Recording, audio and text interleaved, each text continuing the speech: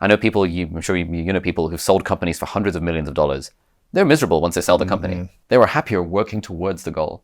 And they all start new companies because they're like, either they start companies or they start podcasts. That's their thing. Or they write self-help books. Yeah. Because it's like, they need some new pursuit. You need some new pursuit. What do you think really makes people successful? The thing that makes people successful is knowing what they want and actually just working towards it. Knowing what they want and working towards it and adjusting course along the way.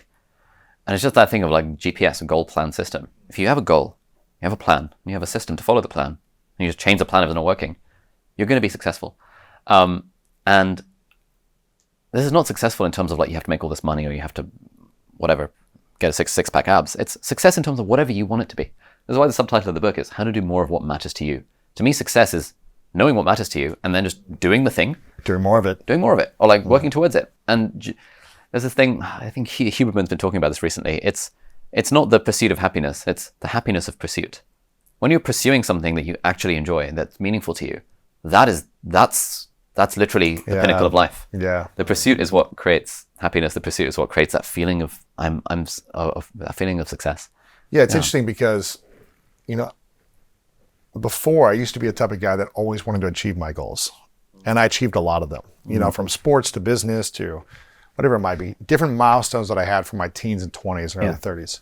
And I would accomplish a lot of them. Yeah. And I realized that wasn't the thing that made me feel peaceful and fulfilled, accomplishing it. It was fun, it was cool, but it wasn't like, now I feel better about myself. It increased some confidence, but it also made me realize, I still have sadness and pain and suffering inside. So this isn't the answer to being peaceful and joyful and fulfilled and happy. And I started to, as I started to go on my healing journey and really kind of like dissecting the past and creating different stories about my past and finding meaning from the past and having harmony around it, I started to set different goals and actually realize it doesn't matter if I accomplish this goal. What matters is what I do every day on the pursuit and the path. Like, did I show up doing what I said I was going to do for myself and for others? Was I consistent in my ways of being? Did I respond well? My majority of the times, I'm not a perfect human being, but did I respond well in situations that were frustrating or triggering? Did I care about other people's? Did I want other people to succeed? And did I do my best to empower them and give them tools and trainings to succeed? Nice. Did I show up with good attitude, good energy, majority of the time? Did I make it about others and not about me? All these different things. And if I accomplish the goal, cool. But if I don't accomplish the goal, can I still be proud of who I was and how I showed up every single day? And that makes me feel good. Now, part of my ego wants to say, but if you don't accomplish the goal, you're a loser, right? Part of me wants to think that. And that's part of the reason why I've created such big goals, because I'm like, it might take me 10 years. I don't know. But what I can create in the path and who I become in that path is going to be so much greater than the actual accomplishment. And I think if we start thinking that way about who we're becoming and how we're showing up and how we're being on a day-to-day basis, we'll be a lot happier with who we are. So that's what I think about. Like, I want to accomplish all my goals. I want to hit my financial numbers. I want our team to grow. I want, all these things. I want to be healthy, but it's also like, if it doesn't happen, what can I control and how can I just be consistent with that every day? Yeah. I think people think that success makes you feel good, but it's actually that feeling good makes you successful. Absolutely. And you can feel good every day of the thing. And like, crucially, like, I think, again, this is... because there's no point in being super successful, rich and famous if you don't feel good. Yeah. Like, what's the point? What is the point of working that hard to get those things if you still don't feel good about you?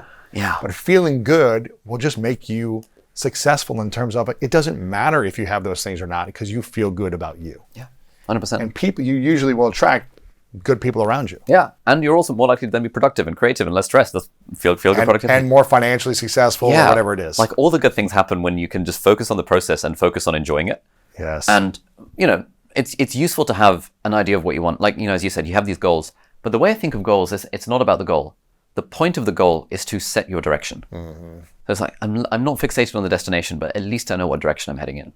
Because otherwise, we all have so many options. Anyone listening to this has a ton of options in their life. Even if you feel like you don't have any options right now, compared to someone who's not able to listen to this podcast, you have a ton of options, objectively. Yes. And a lot of uncertainty and anxiety comes from this thing of like, I could go in this direction or that direction or this direction or that direction. But you know, one of the best pieces of advice I got in medical school was from one of the senior colleagues who I really looked up to. And he said that this was around the time, I think it was 4 years in out of the 6-year course. And around that time, people start asking you, what do you want to specialize in? What specialty do you want to go for? And you don't need to decide until like 6 years later, but people kept asking. And this guy asked me, Dr. Adcock, Chris. So Chris asked me, what specialty do you want to go into? And I was like, I'm not sure. Like, I've got some time to decide. And he was like, okay, but one piece of advice is that it's much easier to steer a moving ship than a stationary ship. So what he said was, I'd recommend you just pick a specialty and start working towards it, and you can always change your mind. If you don't like it, then you can steer it in a different direction. And I was like, okay, Chris, sure, I'll do that. So I picked plastic surgery, and I just started working towards it. And tons of good started happening in my life when I started working towards that. Now I got connected with these cool plastic surgeons. I became the web designer for this really cool like charity that does like reconstructive surgery in developing countries. I joined these hackathons where my skills with computer programming combined with this plastic surgery stuff. I made friends along the way and ultimately realized, actually, now I've met a lot of plastic surgeons. Don't think it's a life for me. But what I really like is I love the emergency side of things. So I mean, maybe I want to go into anesthesiology, anesthetics as we call it. And it's like moving in that direction allowed me to steer the ship.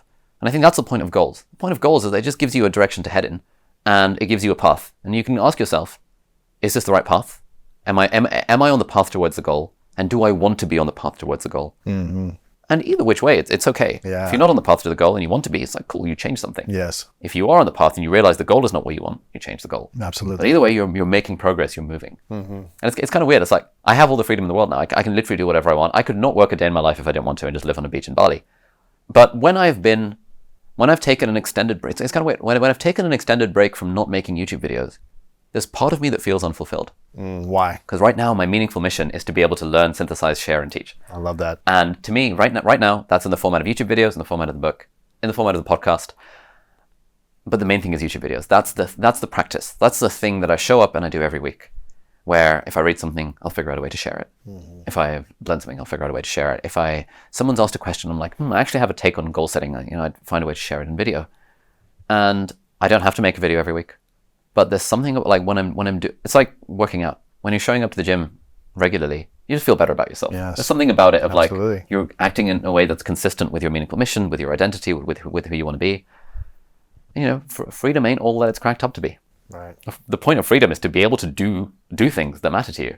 And so you realize I should just do the things that matter to me, and I just feel way better about As opposed to just having endless options. Yeah. Yeah. Options are not that fun. Yeah, they're fun for a bit. I'm curious about this, your opinion on passive income. In 2008, I made my first $1,000 online. It's kind of when I started getting into it. 2007, I believe. I think I got an email actually 2 or 3 days ago that said, congratulations, you've been on LinkedIn for 16 years. Wow.